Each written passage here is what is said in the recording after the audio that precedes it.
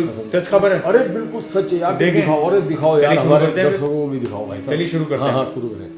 दोस्तों आमतौर पर ये चीज़ देखी गई है कि हमारी दुनिया में जितने भी ताकतवर लीडर रहे हैं, जितने भी ताकतवर नेता, या फिर और ख़ास करके बोलूँ तो जितने भी डिक्टेटर रहे हैं कि जिन्होंने न सिर्फ अपने देश पर एक लंबे वक्त तक राज किया बल्कि जिनके पास बेपनाह ताकत भी मौजूद होती है, इन सब के बारे में दुनिया भर में ये भी दावा किया जाता है कि ये लोग अपना एक बॉडी डबल रखते हैं। आसान भाषा में कहूँ तो ये लोग अपना हमशक्ल रखते हैं ताकि अपने खतरनाक दुश्मनों की साजिश से अपने आप को बचा कर रख सकें।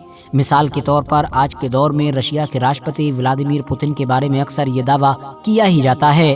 खास तौर से रशिया और यूक्रेन की जंग के बीच में तो वेस्टर्न मीडिया ने इस नैरेटिव को खूब सेट करने की कोशिश की थी कि व्लादिमीर पुतिन तो अब अपने घर से, अपने कमरे से बाहर निकलते ही नहीं हैं, बल्कि कैमरों के जरिए से ये जो पूरी दुनिया के सामने इंसान आता है ये दरअसल व्लादिमीर पुतिन का कोई हम शक्ल है। हालांकि बाद में इन सारे दावों को खुद व्लादिमीर पुतिन ने ही डिनाई कर दिया था। मगर दोस्तों यहाँ पर आपको याद होना चाहिए कि बिल्कुल इसी तरह के ही दावे मीडिया की तरफ से सद्दाम हुसैन को लेकर भी किए जाते थे।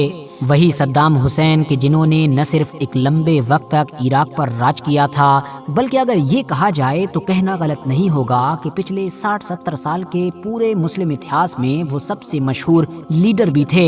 दिलचस्प बात तो ये है कि सद्दाम हुसैन के बारे में तो आमतौर पर ये कहा जाता था कि सद्दाम हुसैन के कितने चेहरे हैं ये किसी को नहीं पता है, यानी कितने बॉडी डबल हैं, कितने हमशक्ल हैं, ये कोई भी नहीं जानता है। इवन बीबीसी के मुताबिक तो 1984 में एक बार सद्दाम हुसैन के दुश्मनों ने उनके एक ऐसे हमशक्ल को मार भी दिया था कि जिसको वो सद्दाम हुसैन समझ रहे थे।